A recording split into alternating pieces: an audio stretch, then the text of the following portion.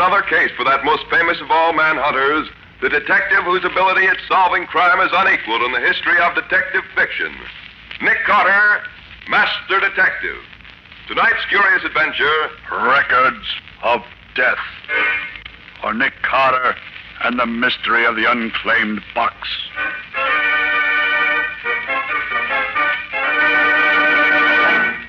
The fact of the matter is, Mr. Carter, that I've quite accidentally stumbled on a terrible crime.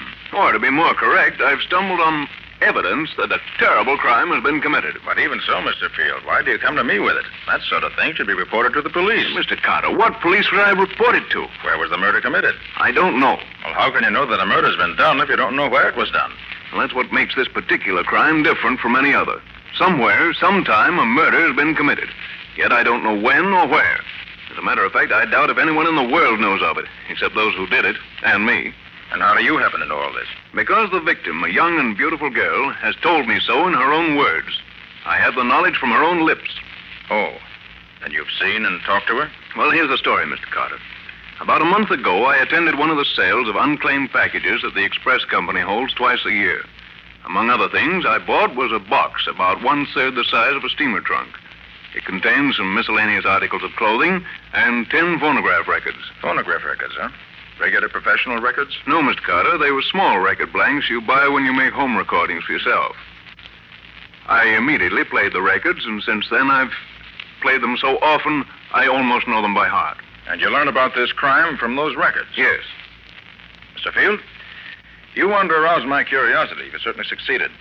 When can I hear these records? Immediately, Mr. Carter. I have them in my room. If you'll go there with me, we can listen to them at once. Splendid. You mind if I take my assistant, Patsy Bowen, with me? Of course not. Then as soon as she's ready, we'll go. Patsy, Yes, Nick? get your hat. We're leaving at once to listen to a murder.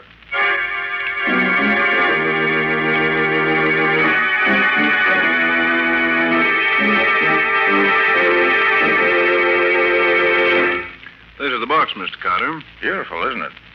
Now, Mr. Field, before we go further, there are a few things I should like to know. How long ago did you buy this box at the auction? A little over a month ago. Mm-hmm. On the Express Company. Must have had it for about a year or so. Now, another thing. Were there any wrappings on the box when you bought it?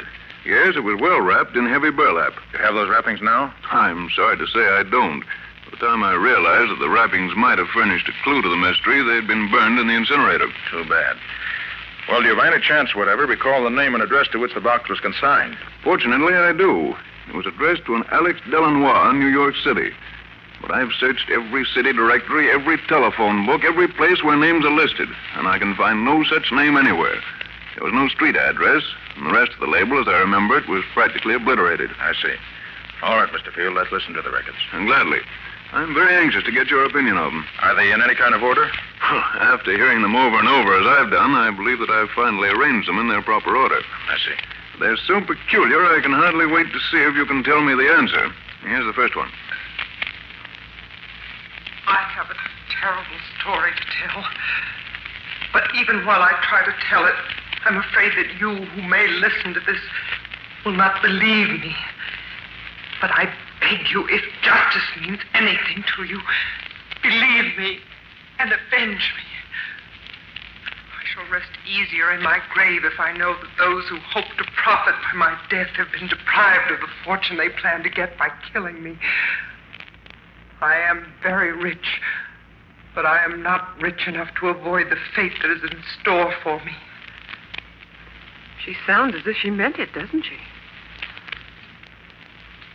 I thought he was coming in, but he went away. I've tried several times to escape, but I've failed each time. I wish I could tell you where I am, but I can't, because I was drugged when they brought me here. Oh, I forgot to say, my name is Nancy Deering, and I'm 22 years old. You who listen to this will recognize the name at once, of course. I only hope they don't murder me until I can... Is that the end of it? Not quite.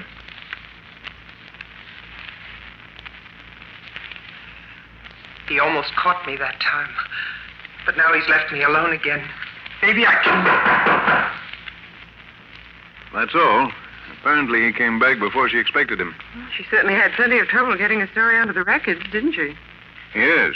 She was interrupted many times, generally in the wrong places. I imagine no trouble is too great if you're really desperate.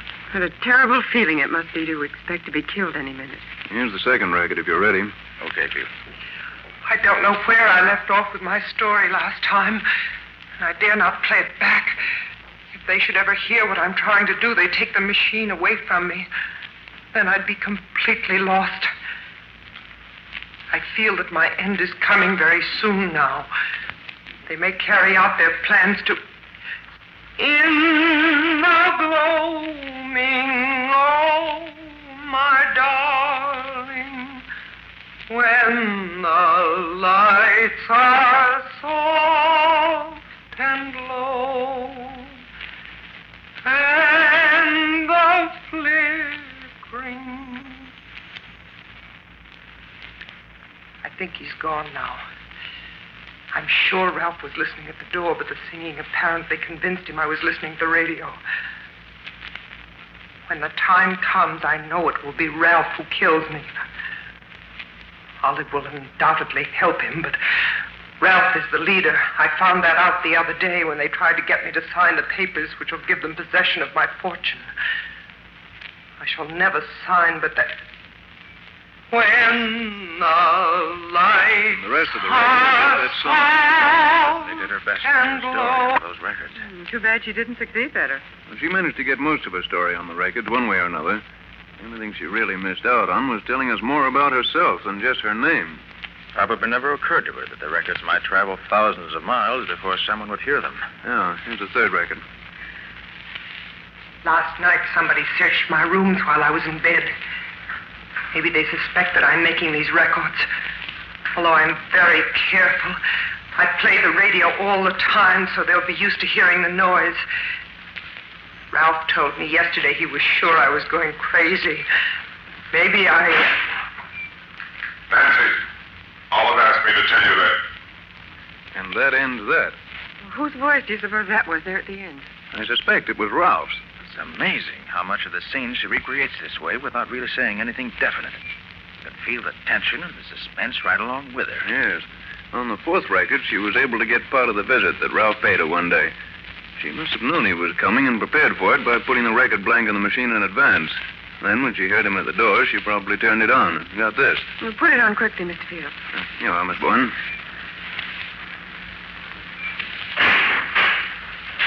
Well, my beautiful young half-sister, have you decided to sign over your fortune to me? I told you long ago I'd never do that.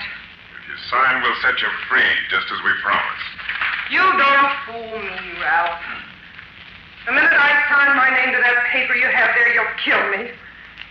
You know that as well as I do. You set me free. That's funny. You don't know when you're well off, Nancy. If you did, you'd sign and go free. You must think I'm a fool, Ralph. I do. And I also think it won't be long before you wish you had signed. Oh, I wish this were all over. I wonder how they'll kill me. Ralph would prefer to strangle me, I'm sure. With those great, hairy hands of his. As for Olive, yes, she'd use poison on the boot. And that's all there is on that one. It's a pity she couldn't have put more on each record than she did. She really used only a small portion of each blank. Yes, Betsy, but she had trouble enough to get even that much on them, the way they watched her. Nick, where could she get the blank records in the first place? They certainly wouldn't have let her have them knowingly. If I were to make a guess, Betsy, I'd say that when they took her to the place where she was kept prisoner, they probably took along her clothes and some of her furnishings. Mm-hmm. And among them probably was this radio phonograph.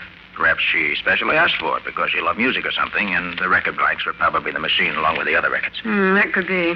How about the fifth record, Mr. Field? I've never been able to make much out of this one. Maybe you'll have better luck. You mean it's not like the others? Quite different. Here, I'll start it near the end. The whole first part is just scratch and nothing else.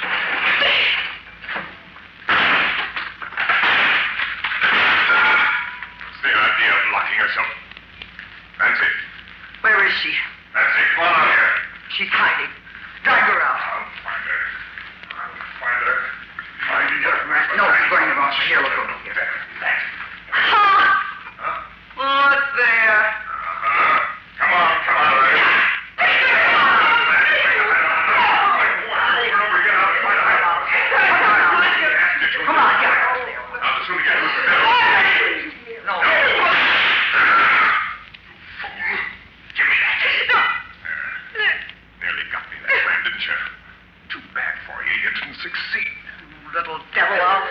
you but good. Not very clear, is it? Perfectly clear to me. Nan locked her door and started the record. For some reason, she waited before saying anything. Then Ralph and Olive came, found the door locked, and, being suspicious, broke it down. Nancy hid, and they dragged her out. There was an argument about something, and I didn't get. Nancy grabbed Ralph's pistol and took a quick shot at him, but she missed. Before she could pull the trigger again, he took the gun away from her. Good grief, Mr. Carter. It's clear enough when you tell it. Well, here's the sixth one. I must hurry. The time is very short. I may be interrupted any minute. I'm seldom left alone anymore. They seem to be afraid of what I'll do if I'm left alone. I wonder that they haven't killed me before this. I wonder if they... There's nothing but scratch for quite a bit here, but she starts again.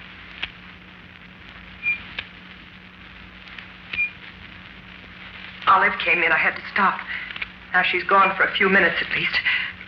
Yesterday I wrote a letter to my father and I threw it out the window, hoping someone would find it and mail it. But Ralph found it and brought it back to me and laughed at me. I keep asking him for news of my father, but he'll tell me nothing. If Father only knew where I am, he'd rescue me. Maybe if I can just... And that's the end of that. Well, we didn't get much out of it. I wonder where Father comes into this. You'll see before we're through. And this seventh record is more interesting because it records a complete conversation between Nancy and Ralph. Good. Let's hear it.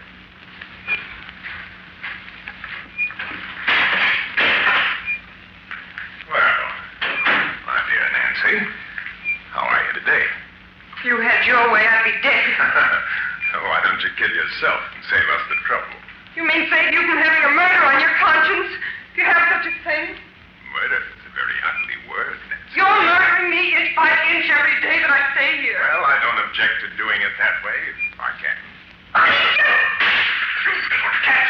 If you ever throw anything at me like that again, I'll tie you up so you won't be able to move out of your chair. Ralph, if you really want me to sign those papers for you, just let me go to my father. If you do, I'll sign anything you ask. That's out of the question, Anne. But if you sign, we'll see that your father finds you soon enough. And it's only because I'm your half-brother that I offer you this. You sneaking liar! I'll shoot you with this one. No, wait. Next time I'll kill you. You weren't my half-sister. I do it right now. And I'd enjoy doing it. So don't tempt me too far. I might forget that your mother and mine were the same. Please. Ralph. Will you get me a glass of water? Yeah. Please, please. Well, all right. But no tricks or I'll lose... Oh, gosh, I wish we could have heard more of that. Yes, we might have learned something really important. You will. Nancy knew the record was near the end, and that glass of water was merely an excuse to get Ralph out of the room while she put on a new one. Good for her. She's a clever girl. Oh, what a terrible ordeal she went through. Never knowing from one day to the next whether it was her last. Quiet, Betsy, please. Thank you. You were gone quite a long time. I met Olive in the hall. She reminded me to tell you we've decided that unless you do as we want you to, you have just one more day to live. Just one. Do you think that frightens me? I'll almost welcome death, because I know it's the only way I'll ever get away from you two. And I'm firmly convinced you'll never succeed in getting possession of my fortune. Of course we'll get it. No doubt about that. I don't think you will. No? No. That is, you won't get it unless you're planning on murdering my father, too. After you forged a new will for him to leave behind him. Smart, aren't you? Guessed it the first time. No. No, you wouldn't. You couldn't. No, why not? He's not my father, and we want his fortune for ourselves. I can't believe such inhuman creatures as you two really exist. Our mother bore a strange lot of children, didn't she? On one hand, we have you, my saintly Nancy. And on the other hand, we have the twins, Olivette and me. Yes, life is very strange sometimes. Get out! Get out! Leave me alone! I gotta die and be with you! That's an excellent idea, Nan. I'll be gone for about 15 minutes. If you're wise, you won't be alive when I return. Goodbye. I hope forever. You heard what he said. It was the best evidence I could get. Ralph really made a full confession without knowing that every word he said was being preserved for you to hear. My father. Why was he died? Oh, I beg you, whoever you are who hears these words, if you can do anything to avenge our death, in heaven's name, do it.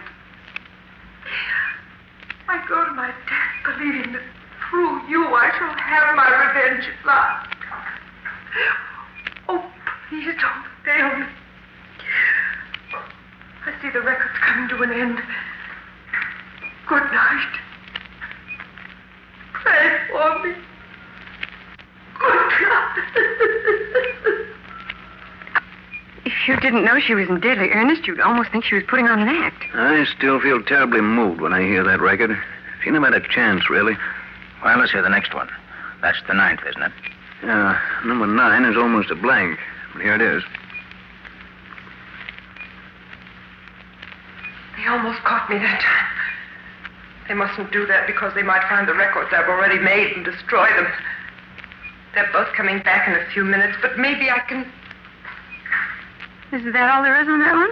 That's all. That's the end of the record. There's one more, isn't there? Yes, number 10. The first 2/3 of it's blank. It starts here. Stand back, both of you. You see I'm armed. You know I can shoot and shoot straight. I'll kill the first one of you to move. Confound you, that's my gun. Where did you get it? Olive gave it to me so I could defend myself.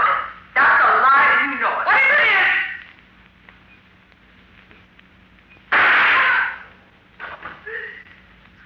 You little sack. You haven't waited much too long. This time you have.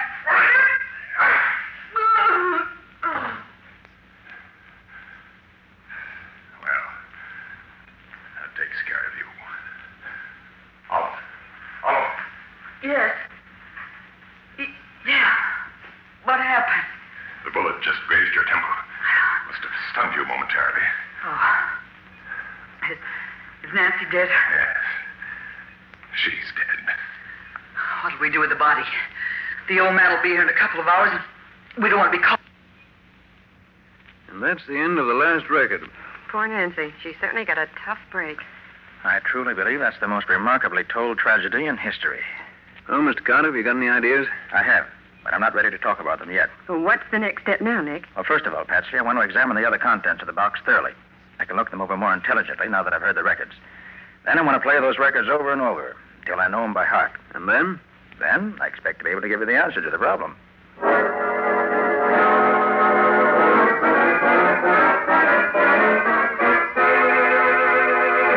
Got a sandwich in your pocket, Patsy? Oh, Nick, I thought you'd never finish listening to those records. Well, I wanted to be sure I didn't miss anything anywhere. And I believe I've learned everything those records could tell me. You mean you really found some clues, Nick? Yes, indeed, Patsy. There are several clues marked out for us very plainly. Oh, that's wonderful. But first, I want to go over that list we made of the other things that were in that box addressed to Alex Delanois. Of course, Nick. Let me see now. Yes, here it is. Opera cloak with label Felix and Company, Toronto. And a beautiful and expensive thing it was, too. Hmm? Silk slip with the name Olivette Dupre pinned on it. Wish I could wear silk like that. Patsy. A silk slip with the name Nancy Deering pinned to it. A New Testament with the name Evangeline Dupre on the flyleaf. Several rings, all very valuable. A real pearl necklace. And some beautiful and very expensive lace. Also, of course, the blood-stained nightdress, which must have been the one that Nancy was murdered in. And the 3 snapshots, of course. Oh, yes. One with the name Olivette on the back, one with the name Ralph, and one with the name Evangeline Dupre Deering. Whoever packed that box knew exactly what he was doing, Patsy. All ties together beautifully. He or she has given us all the clues he could to the people concerned in the affair. Evangeline Dupre Deering must have been the mother. Yes. She had 2 children, twins, Ralph and Olivette by her first marriage. Then she married Nancy's father, a man named Deering. But that doesn't get us much nearer a solution, Nick. No, but it does, Patsy. Did you notice that all the voices we heard on the records were American? Well, yes, I guess they were. And yet the names are mostly French, aren't they? Mm-hmm. Now, where do we find a combination like that around here? Why, in Canada, I suppose. Exactly. And the label on the opera cloak says Toronto, which confirms the Canada idea perfectly. You mean that the Deerings lived in Toronto? It's certainly quite logical to assume that the scene of the murder is Canada, and very possibly in the vicinity of Toronto. Well, we start there anyway.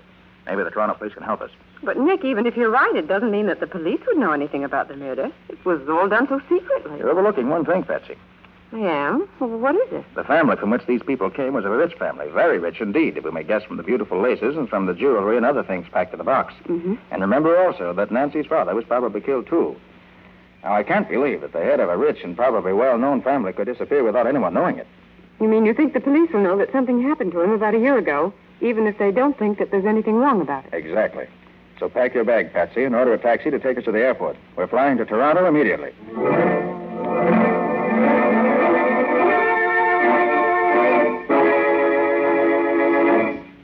I'm very happy to welcome you back to Toronto, Mr. Carter. It's been many years since you've been up here to see us. Well, thanks very much, Chief. Now, you mind if I ask you a few questions? Of course not. Go right ahead. Did you get a letter about a year ago telling that a murder had been done, and that if you wanted proof, you should claim an express box sent to New York City in the name of Alex Delanois? Wait a minute. By George Carter, we did get just such a letter. But we thought it was the work of a crank and destroyed it. Do you mean it was true? I have every reason to believe it was. Now, another question. Would you know anything about a girl named Nancy Deering, or about her father? For heaven's sake, Carter, what do you know about the Deering family? You answer my question first, I'll answer yours. What about the Deerings? The father, Charles Deering, was the younger son of an English nobleman. Mm-hmm. He was immensely rich, had a house here in town, a country place called Deering Hall. He married a woman with 2 children, twins, I believe, and she died when his daughter Nancy was born. Ah. He was always prominent in local affairs up to about a year ago, when he's said to have disappeared. Hasn't been seen since. I understand he started for Deering Hall, but never arrived there, according to his 2 stepchildren. What about his daughter, Nancy? Nancy was brought up by relatives in Montreal. Few people here know her at all. But as I remember it, she was supposed to have disappeared just before her father did. Although I now understand that she was at Deering Hall with her half-brother and sister all the time. You say Nancy didn't disappear after all? I know. As a matter of fact, she was here in Toronto this past week. She believes her father is dead, so she's applied for letters of administration for the estate. I thought so. You did? What do you know about it? Enough to know that this girl who calls herself Nancy Deering isn't Nancy Deering at all. She's an imposter whom the stepchildren have brought in to impersonate her. Chief, we got to get out to Deering Hall at once.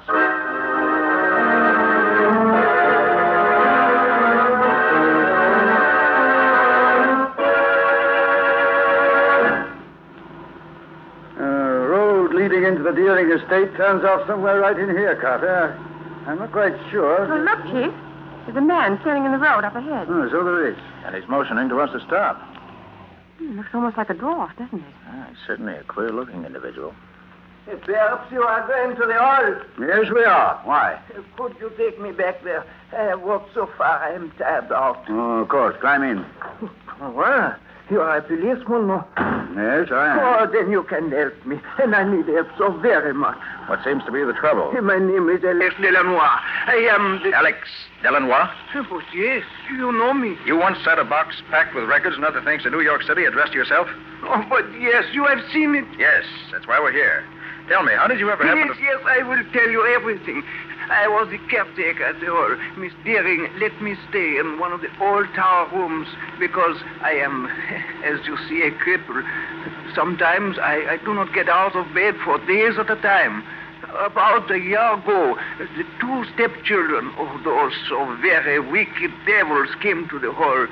They brought a girl who was kept a prisoner in one of the bedrooms. Alex, isn't that the road to the hall just ahead there? No, but yes, the hall is about a half a mile in off this road. Go on with your story, Alex.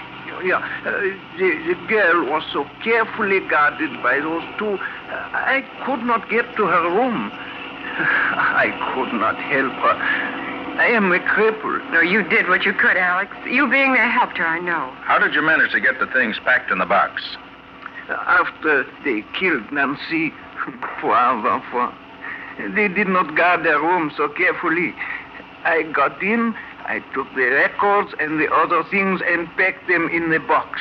A fisherman I know up by the lake sent the box by express for me. I wrote to the police in Toronto and in New York and told them what had happened and asked them to claim this box. But I am afraid they did not do it. No, we didn't. We thought the letter was just a hoax. And what about Nancy's father? The day after Nancy was killed, he came here and they tried to kill him too. Tried to? You mean they didn't succeed? No, not quite. They hit him on the head with a pistol and threw him into the lake from the high cliff. But I saw them do it, and I rescued him.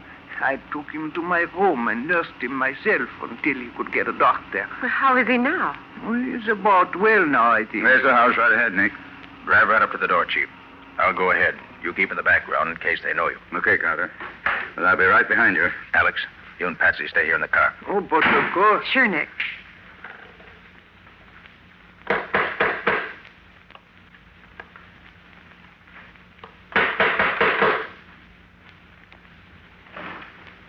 Yes? What is it, please? Please tell Miss Deering that we've come to take some affidavits concerning her application as administratrix for the estate. Yes, sir. Well, come in, please. I'll announce you. It's your turn now, Chief.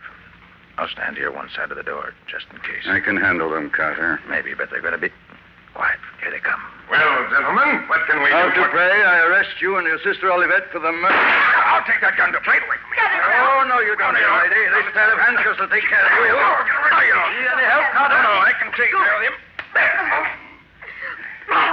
Nice work, Carter. Pair of handcuffs on him. They'll both keep safely till we can put them behind the bars. And we can now restore Deering Hall to its rightful owner once more. Even though it's almost a year later, the box that Alex Ellenmore packed has fulfilled its destiny.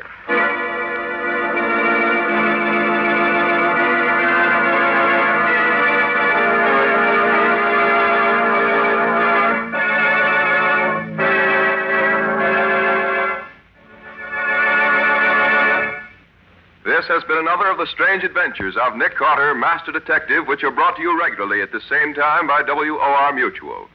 What's your story going to be about next week, Nick? Well, next week I'm going to tell you the tale of the thief and murderer who had to be caught twice before he was really caught at all. And when Nick caught him the second time, it was because he was able to guess in advance exactly what the criminal was going to do, as well as exactly what he was going to think. And what did you say the crime was? Merely a matter of murder and robbery. There was nothing unusual in the crime itself. The excitement came in the way Nick chased him, outsmarted him, and finally caught him. It's a very special example of the criminal who was just a little too clever for his own good. He overrated himself and underrated Nick. That's always dangerous where Nick Carter is concerned. Thanks for the compliment. And so long till next week. So long, everybody. And so long to you both. In the strange adventure you've just heard, Nick Carter was impersonated by Lon Clark, Patsy by Helen Choate. Original music was played by Lou White, and the entire production was written and directed by Jock McGregor. Next week at the same time, listen to another curious experience of Nick Carter entitled The Unwilling Accomplice, or Nick Carter and the Mystery of the Society Burglar. This story is a copyrighted feature of Street and Smith Publications, Incorporated. This is Mutual.